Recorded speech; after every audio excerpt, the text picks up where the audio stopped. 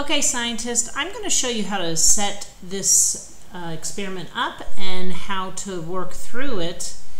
And then if you are not able to get the materials, you can watch the next video where you can follow me through doing this experiment.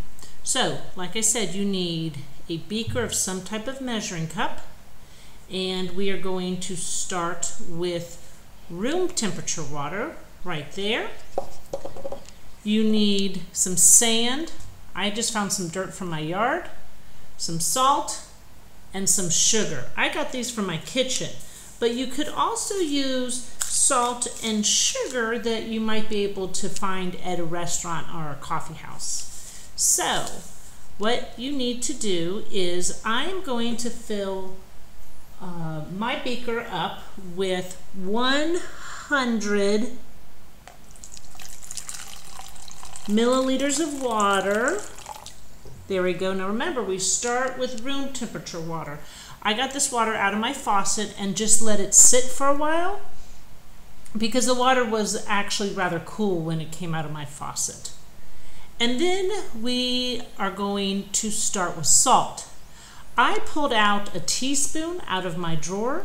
If you don't have a measuring teaspoon, you can use a regular spoon and then put the sugar or sand in it and even it out so that you always use the same amount. So I'm going to do that with my sand right now, or my salt right now. I may spill a little. I'll try not to. Whoa. And you know what? I'm going to use another beaker I have here, because just like I said to do with the spoon, I want it nice and level, so it is level. Now what I'm going to do is before I pour it in, I'm going to get a stopwatch ready. Here I have my phone, which I'm going to wake up really quickly, and it's ready to go.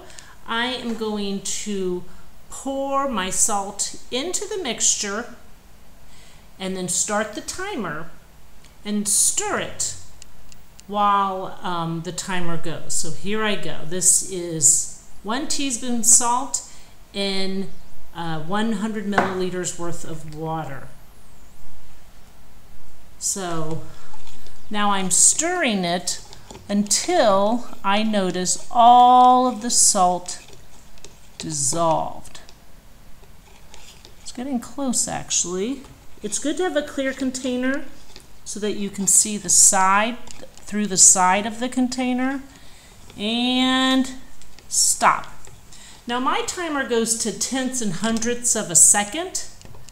That's that 51, but I'm just going to focus on the full seconds, and that is 21. So I'm going to record my data here, and then I'm going to go through and do the next two. You'll do the same with the sugar and sand.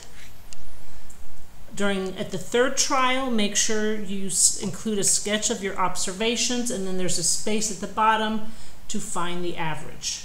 And I will show you how to find the average in the next video.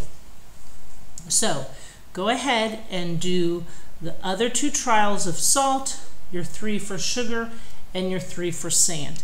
And remember, we're testing to see what materials dissolve. So if one of these materials do not dissolve in the water, the max amount of time you're going to stir it for is 4 minutes. And so if it doesn't dissolve, you will write did not dissolve in whatever space that it aligns to. So enjoy this investigation and get testing.